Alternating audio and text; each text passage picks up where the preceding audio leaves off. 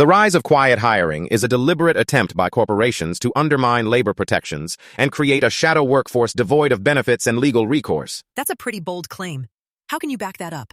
Companies are increasingly relying on contractors and remote workers to avoid paying benefits, overtime, and unemployment insurance, all while skirting labor laws that protect full-time employees. But isn't that just the natural progression of the gig economy and technological advancements? The gig economy is just a euphemism for exploitation, and quiet hiring is the latest iteration of this trend, allowing corporations to reap the benefits of a flexible workforce without shouldering any of the responsibilities. Isn't it also about giving workers more freedom and flexibility in their careers? Freedom and flexibility are just code words for no job security, no benefits, and no protections, leaving workers vulnerable to exploitation and abuse, with no recourse to unions or labor laws. But what about the argument that quiet hiring allows companies to adapt quickly to changing market conditions and stay competitive? That's just a smokescreen for the fact that companies are prioritizing profits over people, and using quiet hiring as a way to circumvent labor laws and avoid paying their fair share of taxes and benefits. So you're saying that quiet hiring is a conspiracy to undermine the rights of workers? I'm saying that quiet hiring is a symptom of a broader systemic problem,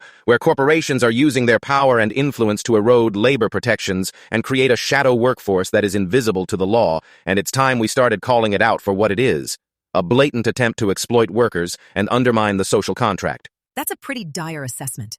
What's the solution? The solution is to update our labor laws to reflect the realities of the modern workforce, to give workers the protections and benefits they deserve, and to hold corporations accountable for their actions, rather than allowing them to hide behind the veil of quiet hiring and exploitation.